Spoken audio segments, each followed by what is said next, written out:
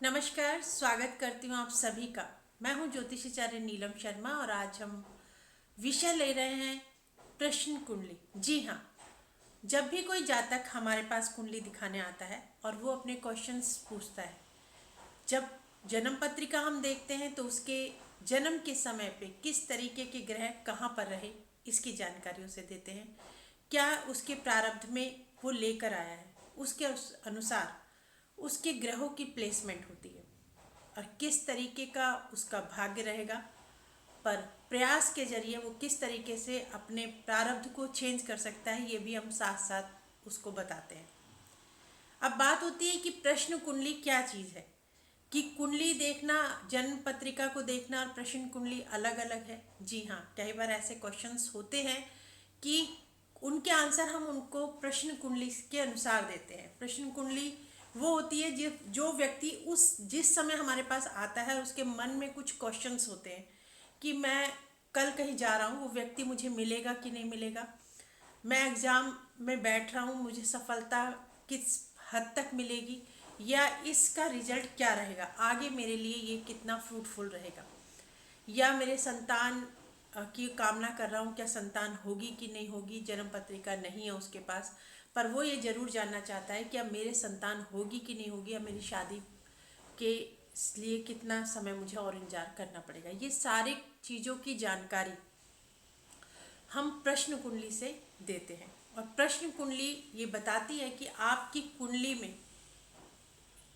जिस समय आपने क्वेश्चन किया है उस समय आपके जो प्रश्न का भाव है, यानी जिस भाव को लेकर आप प्रश्न करेंगे, वो भाव का स्वामी कारक कहाँ बैठे हैं और वो क्या संदेश दे रहे हैं, उसके अनुसार गद्दी पर बैठा हुआ व्यक्ति शुद्ध पवित्र मन से अपने ईश्वर को, इष्ट को ध्यान करके जो फलादेश आपको देगा, वो निश्चित रूप से उसका आंसर आपके लिए वो सही रहेगा।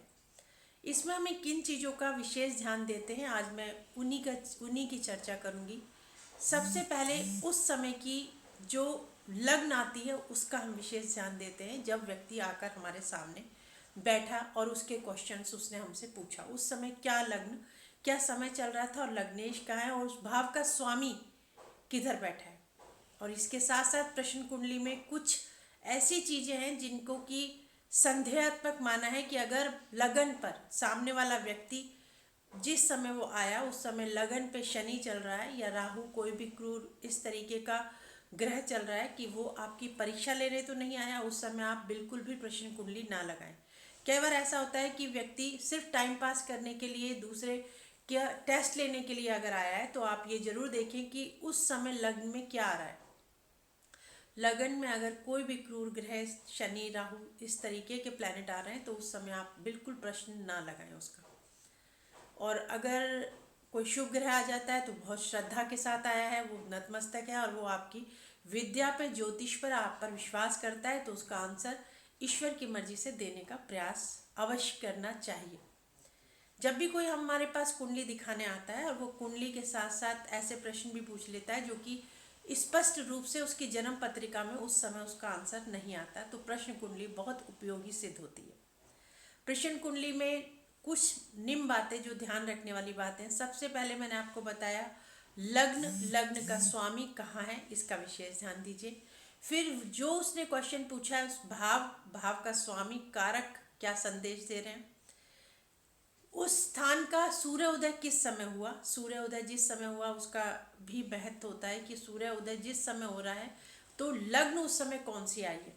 आजकल कंप्यूटर का ज़माना है, आप लैपटॉप कंप्यूटर पे उस समय की लग्न आराम से निकल जाती है, पर अगर ऐसी जगह पर हैं जहाँ पर लग्न हम नहीं निकाल पाते, या एकदम से कोई हम रास्ते में और कोई क्वेश्चन पूछ लेता है कि क्या, आज की डेट को ही हम ले सकते हैं कि इलेक्शन में ये व्यक्ति जीतेगा कि नहीं जीतेगा, और फैक्टर्स के ऊपर भी डिपेंड करता है। बट उस समय जिस समय किसी व्यक्ति ने एकदम हमारी परीक्षा ना लेने के मूड में और अचानक से एकदम पूछ लिया क्या रहेगा रिजल्ट, तो उस समय लग्न और लग्नेश का स्वामी और जो उस भाव के बारे में पूछ रहा है कि वो उसका रिलेटिव है या वो खुद है या पार्टी के बारे में पूछ रहा है, वो भाव कहाँ गया है, ये आंसर देते हैं।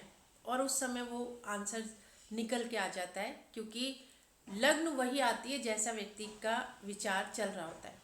और जो भाव का स्वामी जहाँ पर कारक के साथ या कारक जहाँ है उसके अनुसार आंसर बनता है। उसके बाद ये होता है कि लग्न में ये देखिए कि जिस समय लग्न कौन सी होती है, कैसे निकाला जाए। जिस समय सूर्य जिस राशि के अंदर चल रहे होते हैं, सुबह के वक्त, सुबह जो मॉर्निंग में सूर्य उदय की पहली किरण उसी लग्न से स्टार्ट होगी। जैसे कि अगर ये महीना नवंबर का चल रहा है, 15 दिसंबर 16 दिसंबर तक जो सूर्य देव हैं वो 8 नंबर वृश्चिक राशि के अंदर विराजमान रहेंगे और वो धनु के अंदर जब तक ट्रांसफर नहीं करेंगे, वृश्चिक लगन से शुरुआत होगी। पर डे जिस दिन से सूर्य उदय चंद जब सूर्य ने राशि परिवर्तन किया, अगले दिन 1 डिग्री तक वो चल लेंगे। हर रोज 1-1 डिग्री कम होता जाएगा और 16 दिसंबर 16-17 का जो आएगा जिसमें राशि परिवर्तन वो करेंगे, तब वो धनु के अंदर जब वो प्रवेश करेंगे तब तक जो लग्न रहेगी वो सुबह की लग्न वृश्चिक लगन से ही स्टार्ट होगी। अगली 15 तारीख, जैसे 15 दिसंबर के बाद से लेकर और 14 जनवरी तक का जो पीरियड रहेगा उसके अंदर धनु के अंदर सूर्य देव रहेंगे। तो जो लग्न स्टार्ट होगी सुबह की, जिस समय सूर्य उदय होगा, उदय का समय हमें पता होगा, तो लग्न यानी धनु से स्टार्ट होगी और उतने घंटे बाद, क्योंकि लग्नों का भी अपना अपना घंटे फिक्स है। ज़्यादातर हम लोग बोल देते हैं कि 1-2 पौने 2 घंटे की एक लगन रहती है, पर कुंभ और मीन सबसे छोटी लग्न रहती हैं जो 1 घंटे 32 या 35 मिनट के आसपास ही ये लग्न रहती हैं। तो जब ये मीन की और ये कुंभ की सूर्य होंगे और उस समय सूर्य उदय के वक्त जो लग्न स्टार्ट होगी कुंभ राशि, यानी जब सूर्य देव कुंभ में होंगे और मीन में होंगे, तो वो पूरा 1 घंटा जो हम कहते हैं वो सिर्फ 1 घंटे 32 मिनट और 35 मिनट का ही रहता है।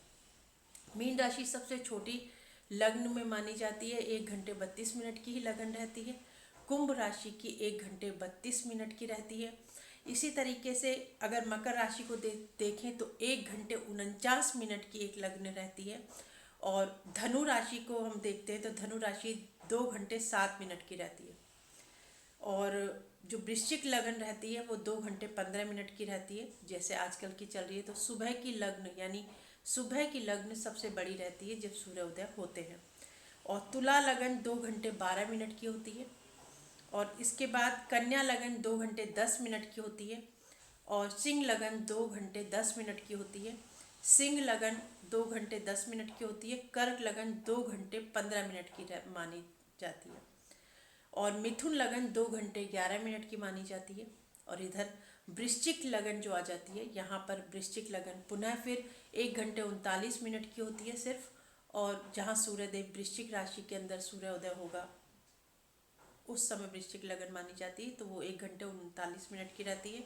और मेष लगन के अंदर जब भी सूर्यदेव रहेंगे तो उस समय वो लग्न यानी सूर्योदय जिस समय होगा मेष राशि के अंदर, वो अप्रैल के महीने में रहते हैं, तो 1 घंटे 49 मिनट की मानी जाती है।